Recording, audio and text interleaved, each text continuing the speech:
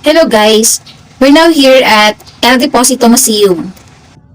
This museum is located at Pinaglabanan Shrine, San Juan, Metro Manila.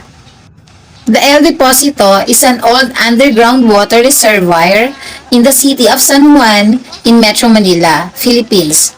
It was built by the Spanish authorities in 1880 with a capacity of 15 million gallons to provide the residents of Manila and its surrounding areas with an adequate water supply. What is the importance of El Deposito? El Deposito was also used as an armory during American and Japanese rule, a hospital for tuberculosis patients, and a firing range.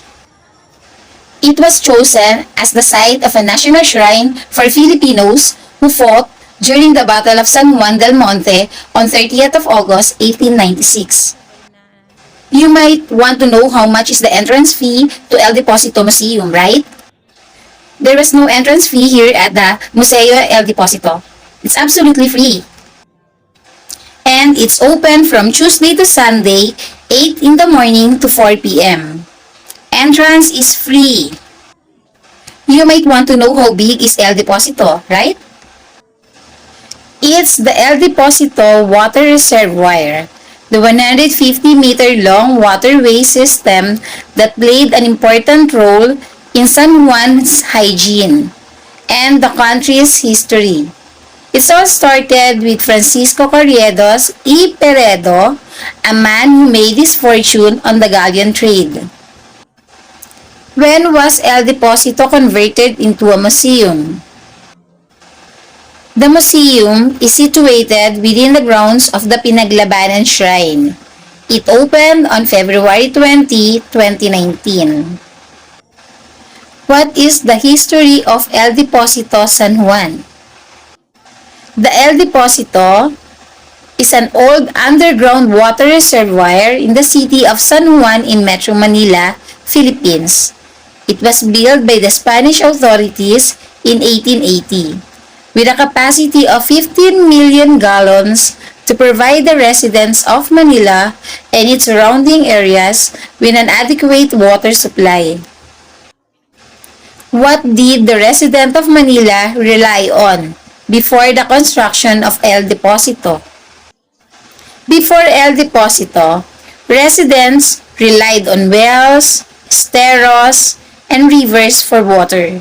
Unfortunately, these sources of water were usually contaminated, and it was not surprising to learn that at that time, Manila residents suffered from waterborne diseases. What did El Deposito rely on as a source of water? It had a capacity of 15 million gallons of water that supplied the residents of Metro Manila and its surrounding areas back then. El Deposito used the Marikina River as a water source. The water from the said river was pumped through the water pipes into the El Deposito underground reservoir. Museo El Deposito was part of the larger Carriedo Waterworks designed by Spanish engineer Genaro Palacios and built from 1878 to 1882. What does El Deposito means in Tagalog? It means imbakan ng tubig. What is the importance of museum in the history of the Philippines? They offer useful knowledge to Filipinos seeking reliable sources of information and facts about the nation. The collections also showcase precious artworks and artifacts from various areas and give a peek into a lifestyle and culture of the country's past. What is the important role of museums in our culture and history? Museums play a crucial role in preserving local culture. With careful documentation and artifact preservation, a culture can be recorded and remembered regardless of its future. It can also be shared and understood by those from different cultural backgrounds. The El Deposito is a two-story museum with three galleries on the upper floor and on the ground floor. We are now going down to the El Deposito old underground water reservoir in the city of San Juan.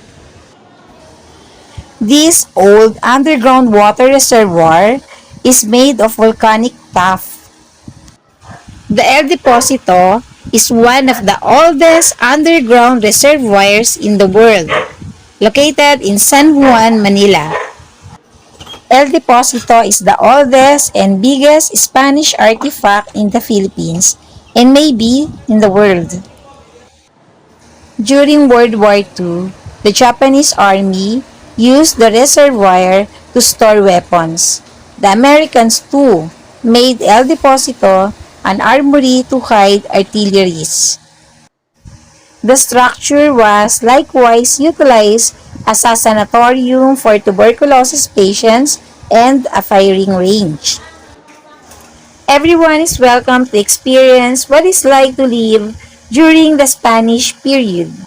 Visit Museo El Deposito or Museo ng Katipunan at Pinaglabanan Memorial Shrine. Guys, we're now here in Museo ng Katipunan.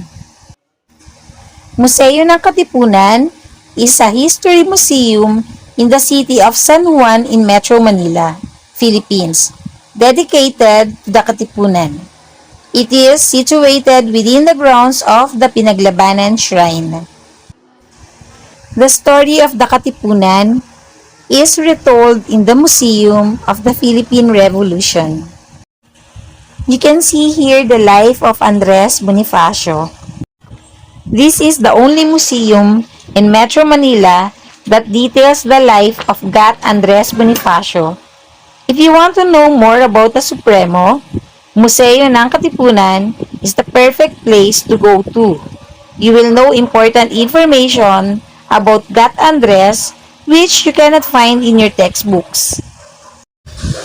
The kataas-taasan, kagalang-galang, na katipunan ng mga anak ng bayan or KKK was composed of around 30,000 katipuneros. You can probably identify a few of the members of the Kilusan. But if you want to know the names of the thousands other katipuneros, the museum has a list of them. Large-scale dioramas that depict different rituals of the Katipunan can also be found in the museum.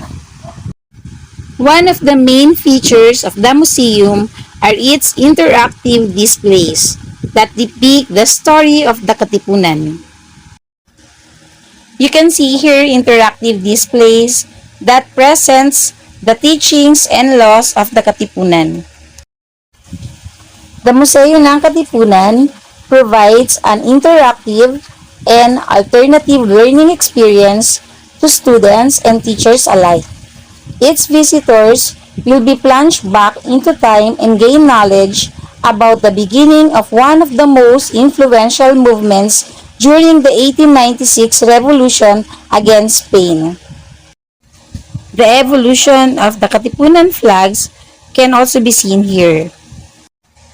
Guys, now we're heading to Navali Park to have our lunch there.